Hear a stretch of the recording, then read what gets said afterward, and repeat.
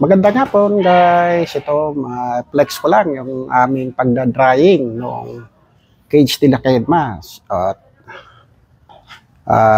para mailipat kagad namin maya-mayang konti. So, yung guys. So, yung dalawa.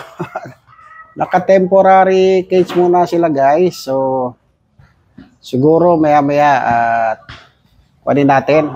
Ililipat na natin sila mamaya. Tutulong si Yachi. So, yun, hanggang dito muna at saglit lang po. So ito guys, so kikita nyo may mga tubig-tubig pa. Importante dyan guys, yung mga singit-singit do sa may do sa may ilalim mawala. Ayun, so umpisa na namin guys. So ayun guys,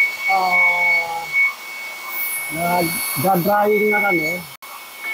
So ayun, madali na po yung sila pagkabay.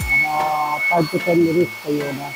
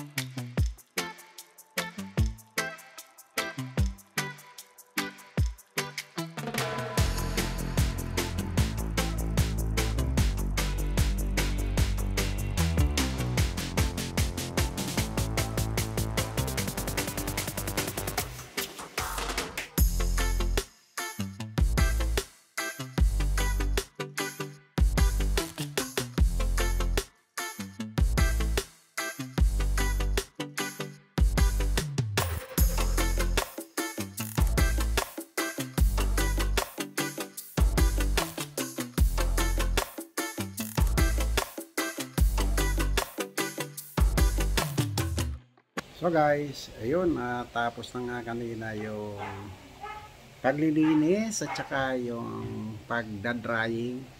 So, mamaya puntahan natin uli yung dalawang pusa para yun, alamin natin ano bang ginagawa ngayon ng dalawa. So guys, andito na sila. Ayan. Ay, Yachi! Kumusta? Ayun guys, sa ilalim. Ito naman si Kenma, napagod ata. So, ayun, nakita nyo naman guys, so, tuyon-tuyo na siya. So, hanggang sa taas guys, at talagang makukuha natin siya. Makikita natin na ayun, malinis na. Ito si Kenma.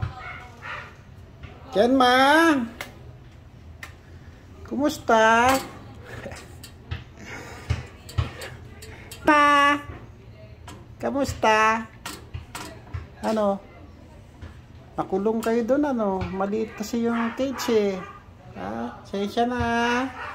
Kasi nilinis natin yung kuwan nyo eh. Ano? Nilinis natin yung inyong kuwan. Cage. Oh, ayan oh. Ayan si Yachi oh. Yachi!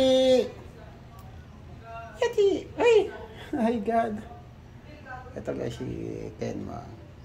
Pero si Yachi pag hinawakan mo sa likod malapad.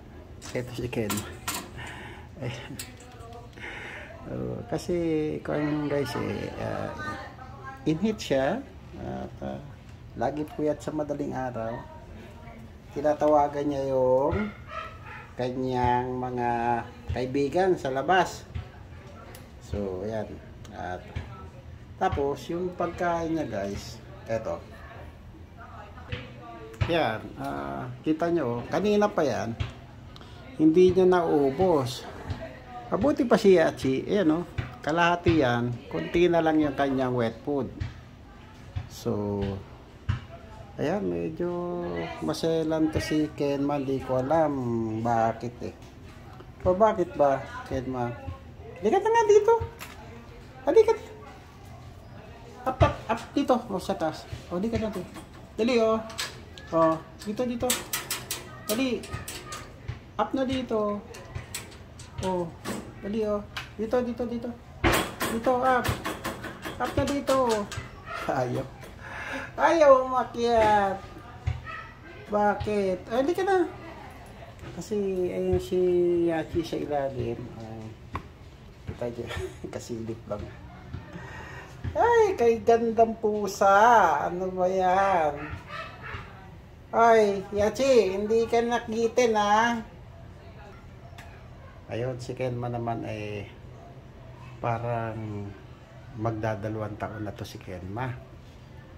Medyo may edad siya kaysa kay Yachi. Kasi guys, ito yung unang production namin ng anak ni Becca, yung unang babae na nakuha namin. At yung asawa naman ay si Topi. Si Topi guys, maliit pa yun. Kami na nagpalaki. At ako halos nagpapakain yun. Dahil dito lumaki yun sa bahay guys. So ito yung production nila. Yan o. Actually, dalawa yung napunta sa amin. Yung babae napunta sa panganay ko. Ayan. Ayun. At ito naman si Kenma natira. At saka yung mga kapatid niyan na nandun sa may-ari ng nanay. Ayan. Kaya tuwan-tuwa sila si Kenma kasi guys, naiibang kulay nito. Ayan. Si Yachi umakyat. O Yachi. Oy. Ano? Yachi. Ano? Ay, may tali pala. Hindi naalis. Kasi mahirap yan pagka nadunok nila yung plastic kasi yan. So mamaya tatanggalin ko yan guys. Ayan. Ito si Yachi lang. Yan. Medyo mataba siya guys eh. Malaki yung kanyang likod.